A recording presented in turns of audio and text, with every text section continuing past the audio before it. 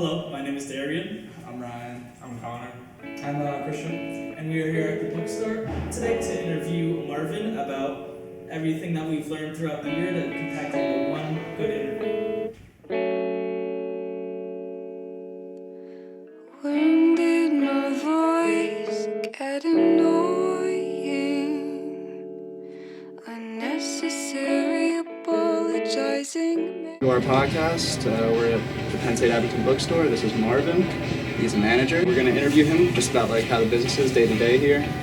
And just right off the bat, I noticed you had some 25% off for winter weather stuff. Is that a normal sale you guys do on this time of year? Throughout the semester, we run a variety of promotions, almost weekly or bi-weekly, that highlight different stuff we have in the store, usually clothing, but periodically we'll do a hat sale or a sale on drinkware or auto accessories, things like that. But we try to have promotions throughout the semester that would enable students to take advantage of savings here in the bookstore.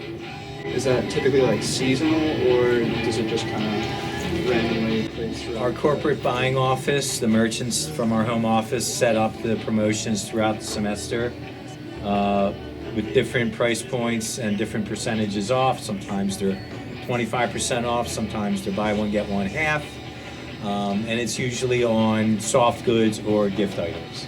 So when a decision's made, it's usually coming from Outside of the store. Okay, so you don't have as much flexibility in terms of choosing. Not as much, no. It's all corporate driven, pretty much, all the promotions that we run. Okay, and also relating to stock, do you have any flexibility to choose what you personally want? That I do have the flexibility on. I can pick the graphics that we put on the clothing, but the body styles that we choose and the vendors that we buy from are designated by the corporate office. So the store looks relatively nice. So if you guys are going to renovate something, how do you go about doing that? Well, that's a great question because we're talking about renovations right now because we were expected to have a new student center and a new bookstore and a new cafeteria over the next year or two, but it's not going to happen because since they built the new apartments, we realized on campus that they need more academic space. Okay, so they're building a new academic building next to Woodland, so we're going to work with what we have and do some renovations. So is there a budget constraint for the school that limits you? It wouldn't be a budget from the school, it would be a budget that our corporate would do. We're a Barnes & Noble College store, we're not a Penn State run bookstore. We run the bookstore in sanction with the university, and we're a lease management situation with the company. So the budget that we would spend would come directly from Barnes & Noble, from our renovation and marketing committee. I've been here since 2008, and what you see is what we have here. Other than paint, nothing really has been done. So we're hoping to really freshen it up to make it nice for the next few years and while we're going to be here. Today, as I roll down 19th to Logan. Hi, my name is Darren, and I'm interviewing Marvin as well. My first question that I'd really like to ask you is, what kind of community is your store geared towards? I understand it's mostly a university bookstore, but what goes on a day-to-day basis? The day-to-day basis really entails us being here for the students and the faculty. Okay. Our number one client are our on-campus folks that we cater to. Okay. We do welcome people from outside of the campus community as well, so people from Abington or surrounding areas. Anybody's allowed on campus as long as they have a purpose, and especially to shop the bookstore. You don't have to be part of the campus community, a student or a faculty member or a staff member.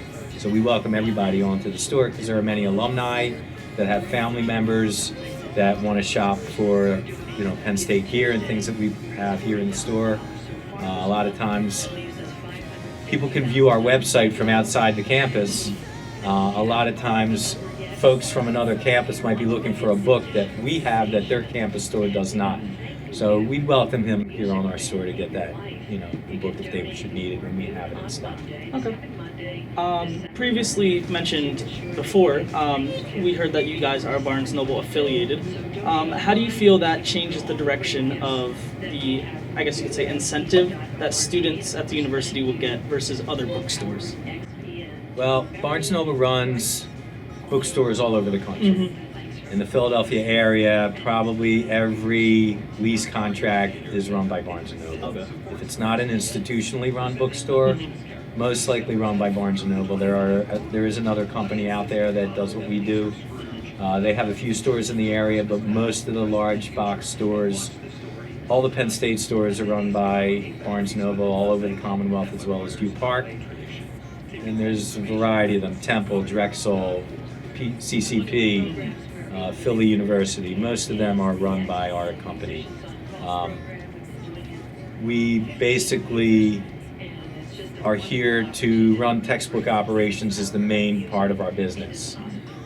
With the environment changing, with digital products and OER products, our business changes and morphs almost yearly with, to keep up with what's going on in the business environment for what we do. So, we ran the digital platform, we run our own bookstore, we have rentals, we do everything to be at least in the forefront of what's happening in our industry. So we do a lot of used books, so we source most of our used books, if we can, from the campus environment, our students. And then what we can't get from the campus, we are able to get from our used book distributor, Missouri Book Services. That's where we get most of our used books. Okay. Now, do you know the idea of supply and demand in the economic sense, where if you were to run out of supply due to an increase of demand, it could be a shortage and it could upset the community in a sense? Have you ever seen that happen in the bookstore over the past couple of years?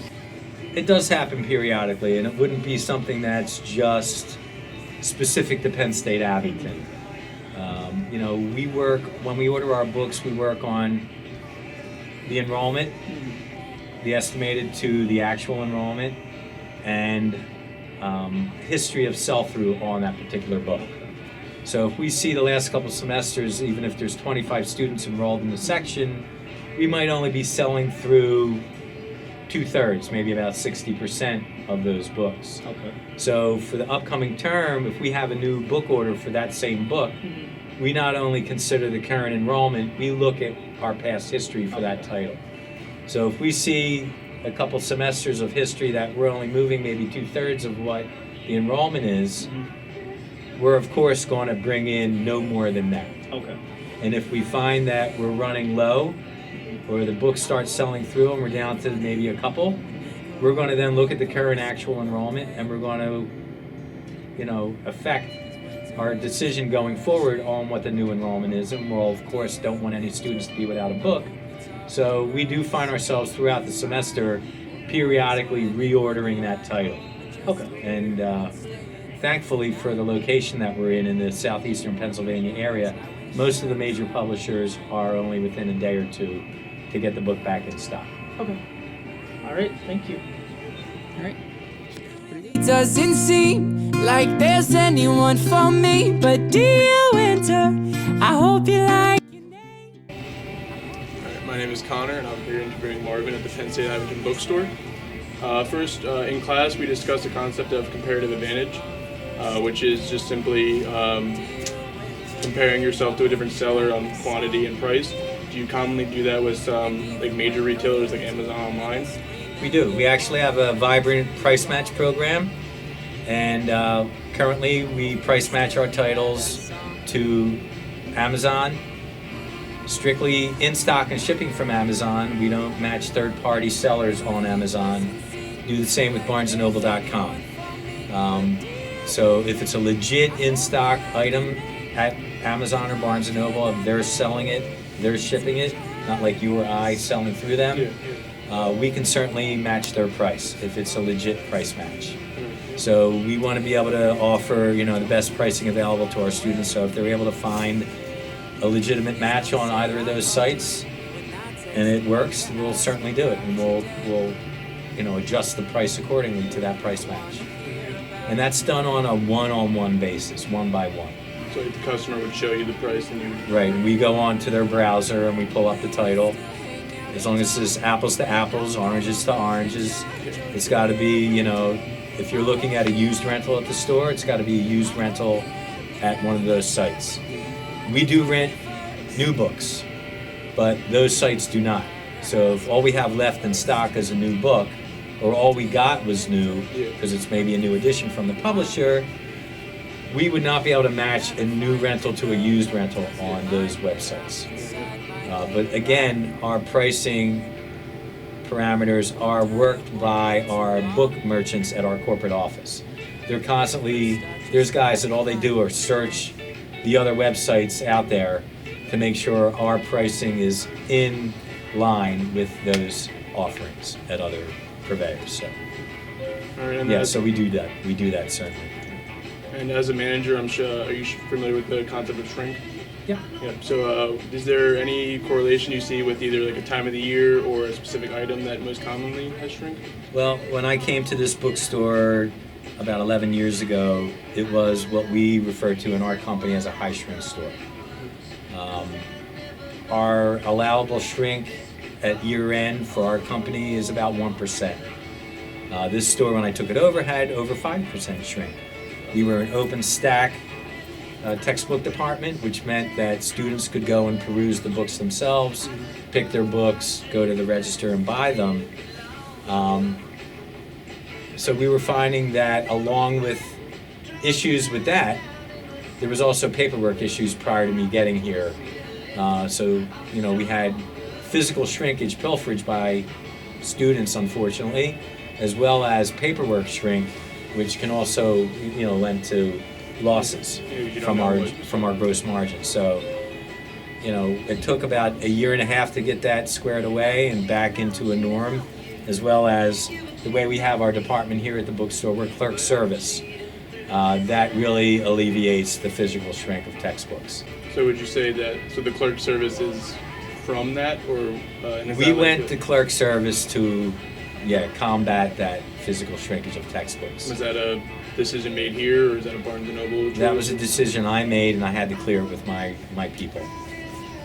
When they looked at the numbers, they said, well, that could be a good way to combat that physical shrinkage, along with surveillance we have here in the store, active cameras.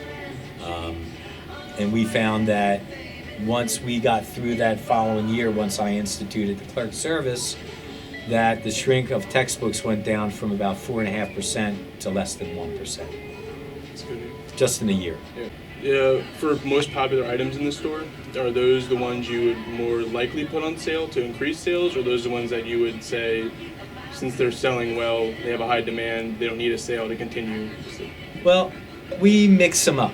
We mix up the sales divisions when we do promotions, just to give everything an equal chance to move out of the store. There are times through the semester when there are not any promotions on a given week. Of course, we want to sell our product at regular Keystone retail. That's the intention when we buy it, to be able to have that margin to sell it at the proper margin. But we do the promotions to incentivize the students and the campus community to come in to buy the stuff. Of course, it's more attractive at 25% off or buy one, get one than it is at regular price. And we try to do that, especially around holiday season, but also in the spring when there's really no gift-giving holidays, we still do them. It helps us move the product through the store so we can get new facings of the clothing, new stock, fresh stock. So markdowns are our friend, actually. So the markdown is done internally when we do the corporate promotions, and we have our clearance rack that we do locally when we find that we're down to broken sizes or only a couple of each item. Then we'll throw it on clearance so we can make room for new product to come back into the store. And then last question. For sale, is there like a certain time of year? Like what would you say the major times of the year for sales would be? Like, I'm sure you said holidays you mentioned. Yeah, but now also- leading up, I'd say, from November through December. And then in the spring, usually towards the end of the semester, to capture the graduates that are leaving, to get them into the store to try to buy merchandise. And again, we do some local promotions like our clearance flash sales that we do every now and then. Okay. Pretty good. Do you hear me? Hi, my name is Christian, and I'm interviewing Marvin Kay. So Marvin, the textbooks, they're a very inelastic item, right? So when the prices go up, no matter what they are, say a business textbook is like $500, people are still going to buy it because they need it, right? Well, we have a lot of competition out there now. There's websites, there's brick and mortar competition. The thing that we find when we're ordering the books for the faculty will give us information on the book that they'd like to have. If it's a traditional textbook that is, over a couple $100, we will look for options for that. Either loose leaf, unbound versions of the book, which often will be over 50% less than the traditional hardbound book. So that maybe $300 textbook in a loose leaf unbound version could be $150 or less. So we do everything we can do to keep the business in the bookstore. Because if the book is too expensive, we find that there's a threshold from those students. That's about $200 before they start searching elsewhere for that same book. And if I can get the content the same in a different version, I'll do that.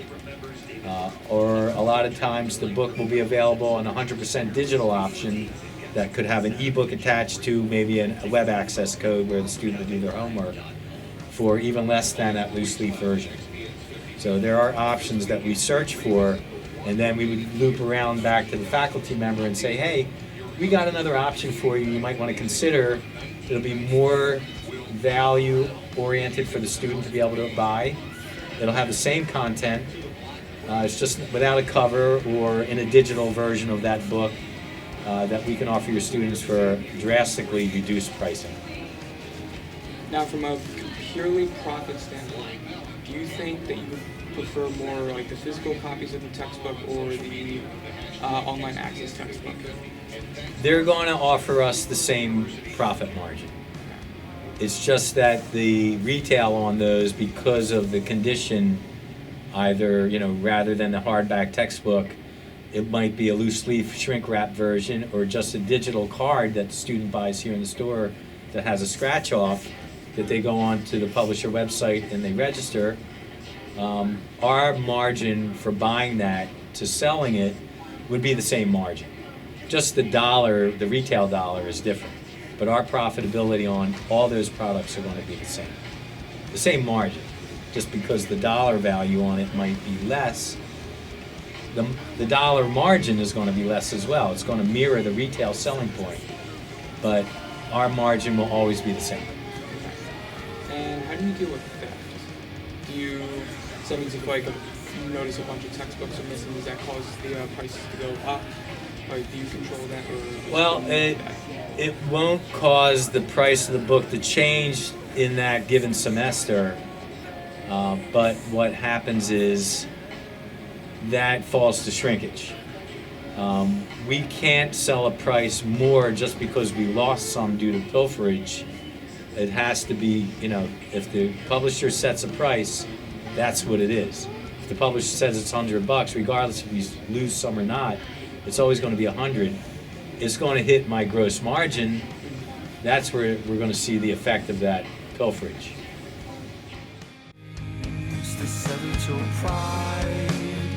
Left a hole in your face.